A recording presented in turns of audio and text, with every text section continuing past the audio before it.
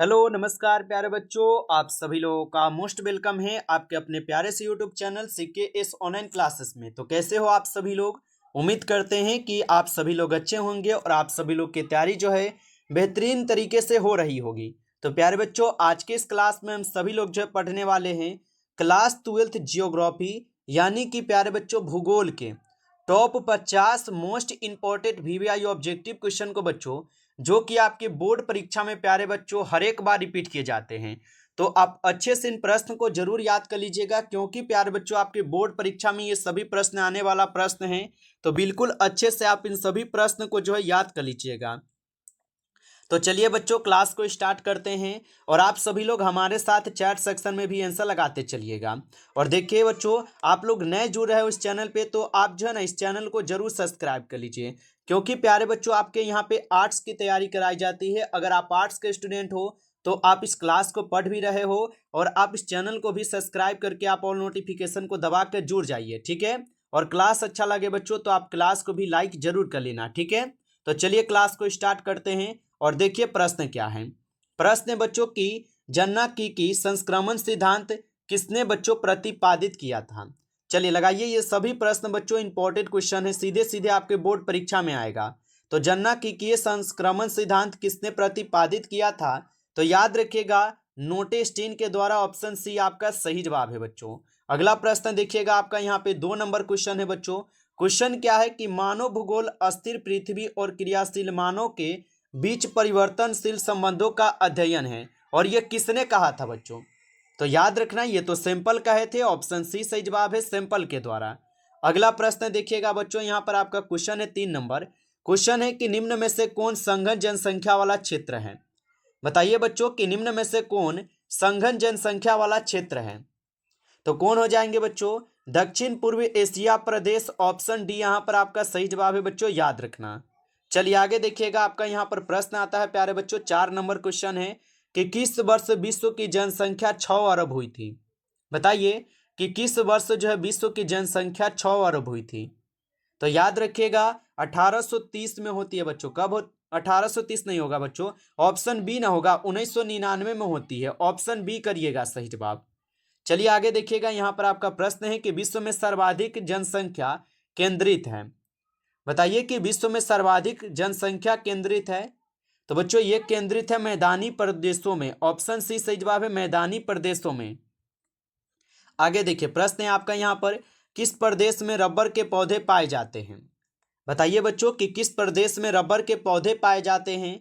आप बता दोगे ये रोपण कृषि में पाई जाती है, रोपण कृषि प्रदेश में। ऑप्शन ए सही जवाब है।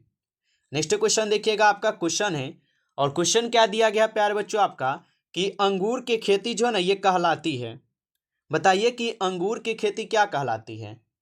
तो याद रखिएगा अंगूर की खेती बच्चों बीटीकल्चर कहलाती है। क्या कहलाती है, बीटीकल्चर, याद रखिएगा। चलिए आगे देखिएगा, आपका प्रश्न यहाँ पर 8 नंबर है कि चावल की खेती संबंधित है।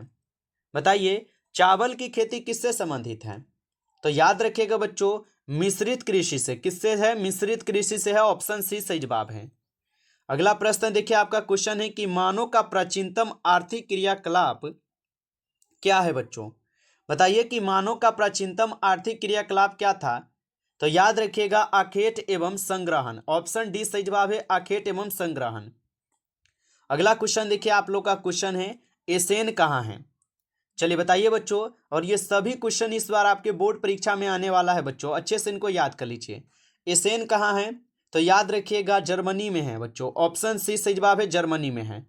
अगला क्वेश्चन देखिएगा, आपका क्वेश्चन है कि डेन्यूब जलमार्ग कहाँ पर बच्चों अवस्थित है। तो डेन्यूब जलमार्ग कहाँ पर अवस्थित है। तो याद रखिएगा आप सभी लोग यूरोप में है। ऑप्शन सी आपका सही जवाब है बच्चों, यूरोप में है, याद रखिएगा। अगला प्रश्न आपका आता है कि सुएज नहर बच्चों जोड़ती है। बताइए कि सुएज नहर जो ये जोड़ती है, तो भूमध्य सागर को लाल सागर से जोड़ती है सुएज नहर। ऑप्शन ए सही जवाब यहाँ पर, याद रखिएगा। अगला प्रश्न आपका आता है यहाँ पर 13 नंबर क्वेश्चन है। क्वेश्चन है कि पोर्ट सईद कहाँ पर बच्चों अवस्थित है। तो पोर्ट सईद कहाँ पर अवस्थित है, मिस्र में है। ऑप्शन डी करेंगे सही जवाब, मिस्र में है। ऑप्शन डी सही है। आगे देखिएगा, आपका प्रश्न दिया गया 14 नंबर है कि दो देशों के बीच वस्तुओं एवं सेवाओं के आदान प्रदान को कहा जाता है? तो दो देशों के बीच वस्तुओं एवं सेवाओं के आदान प्रदान को क्या कहा जाता है? अंतर्राष्ट्रीय व्यापार बच्चों, ऑप्शन ए सही जवाब है। नेक्स्ट क्वेश्चन देखिए, आपका क्वेश्चन है राइन जल मार्ग जो है बच्चों ये कहाँ है? चलिए बताइए कि राइन जल मार्ग कहाँ पर है? तो राइन जल मार्ग है जर्मनी में, ऑप्शन बी सही जवाब है। यहाँ पर जर्मनी में है, ऑप्शन बी सही जवाब है। अगला प्रश्न है आप लोग का, जापान में नगरीय बस्ती के बताएंगे बच्चों कि जापान में नगरीय बस्ती के लिए निम्नतम जनसंख्या है। तो जापान में नगरीय बस्ती के लिए निम्नतम जनसंख्या बच्चों क्या हो जाएंगे? दो, यहाँ पर 20,000 क्या है? 20,000 हो जाएगा, याद रखेंगे। अगला प्रश्न देखिएगा, आपका क्वेश्चन है कि ऑस्ट्रेलिया पार प्रामहाद्वीप रेल मार्ग जोड़ता है। तो ऑस्ट्रेलिया प्रायद्वीप महामार्ग जो है ना ये जोड़ता है।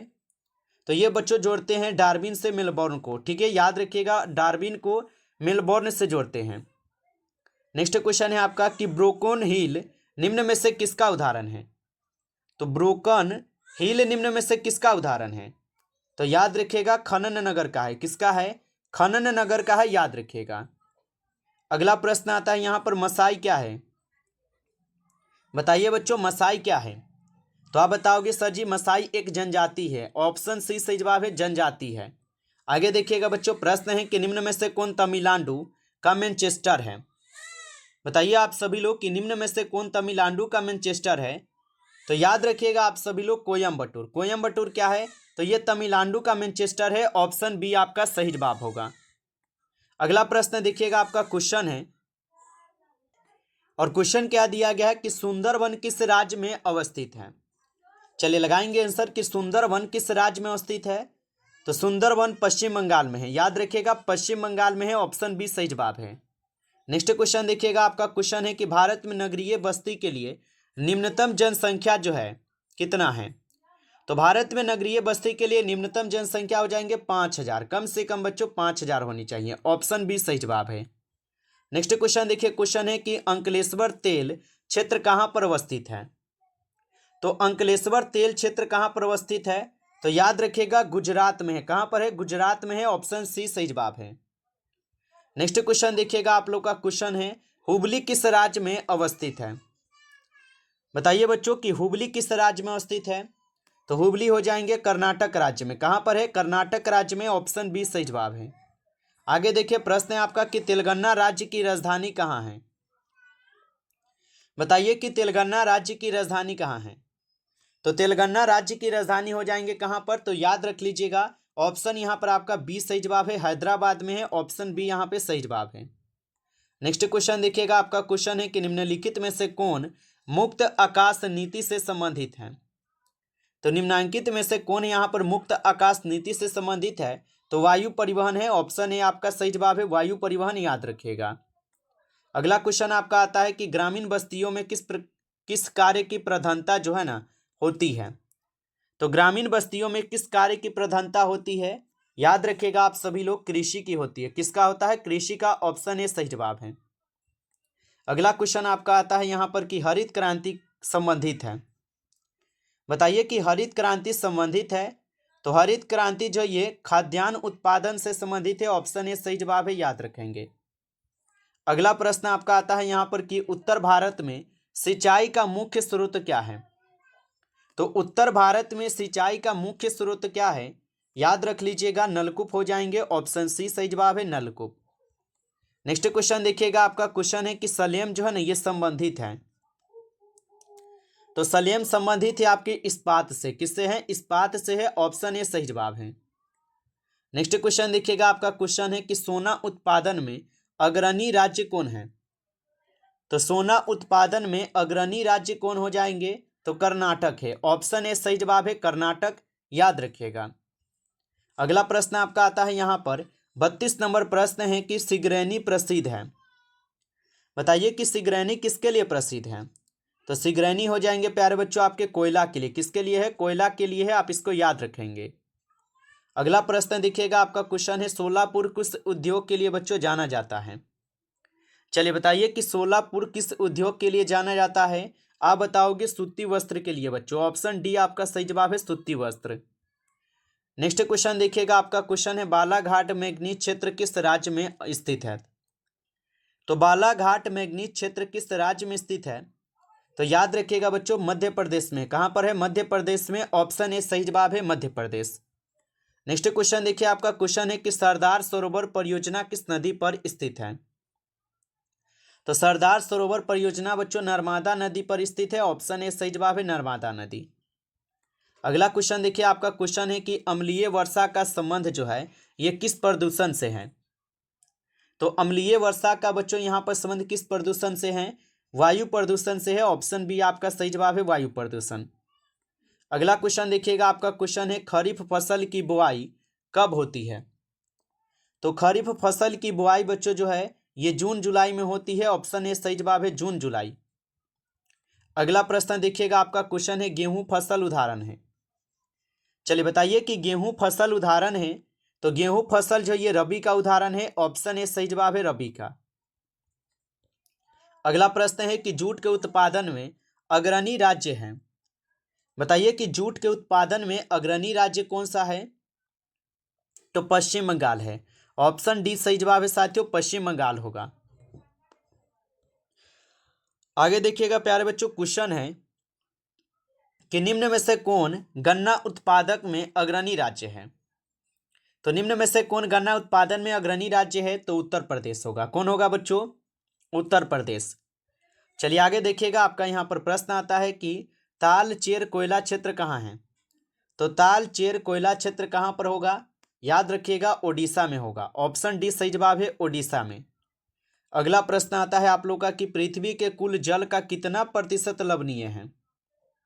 तो पृथ्वी के कुल जल का कितना प्रतिशत लवणीय है, तो ये हो जाएंगे आपके 97%। ऑप्शन सी सही जवाब है, 97% है। आगे देखिएगा, यहाँ पर आपका प्रश्न है कि निम्न में से कौन धात्विक खनिज नहीं है। बताइए बच्चों कि निम्न में से कौन धात्विक खनिज नहीं है, अभ्रक नहीं है। ऑप्शन क्या होगा, डी सही जवाब है, अभ्रक नहीं है। चलिए इसका आंसर लगाइए। और क्वेश्चन है बच्चों यहाँ पर कि बाबा बुदन की पहाड़ी किस राज्य में है। हाँ प्यारे बच्चों, आप लोग नोट्स नहीं लिए हो तो आपके लिए बिल्कुल गेसिंग किया गया क्वेश्चन मिलने वाले हैं, मिल रहा है। और जो भी प्यारे बच्चों इस नोट्स को आप लोग नहीं लिए हो और इस बार आप लोग का फाइनल एग्जाम है, तो आप लोग इस नोट्स को जरूर लेकर एक बार पढ़ लेंगे, क्योंकि इसमें जो वायरल क्वेश्चन होता है प्यारे बच्चों, जो आपके बोर्ड एग्जाम में जो चेकता है कॉपी, उन्हीं के द्वारा प्यारे बच्चों ये क्वेश्चन हम लिए हैं, ठीक है। और उन्हीं के द्वारा प्यारे बच्चों ये क्वेश्चन जो है तैयार किया गया है, और उन्हीं के द्वारा प्यारे बच्चों जो है ये नोट्स आपके लिए तैयार भी हुआ है। तो जिस भी प्यारे बच्चों को अगर चाहते हैं कि इस बार आप लोग का रिजल्ट बिल्कुल अच्छा है, 400 प्लस नंबर आए, तो आप एक बार इस नोट्स को जरूर लेकर पढ़ेंगे। आपको इस नंबर पर प्यारे बच्चों नोट्स लिखकर मैसेज करना है, ठीक है। नोट्स लिखकर इस तरीके से मैसेज करना है और बोलना है कि सर हमें नोट्स चाहिए, ठीक है। और आपको वही 5 सब्जेक्ट का लीजिएगा तो कितना, तो लमसम 150 रुपये लग जाएंगे। 150 रुपया आपको 5 सब्जेक्ट का लगेगा, आप ले सकते हो। वही एक सब्जेक्ट का आपको 30 रुपये लगेंगे, आप याद रखेंगे, ठीक है। तो मात्र आपको 150 में प्यारे बच्चों ये पूरे टॉपर नोट्स मिल रहे हैं, जो कि आपके बोर्ड एग्जाम में कॉपी चेकते हैं, उन्हीं सर के द्वारा ये क्वेश्चन जो है तैयार हुआ है।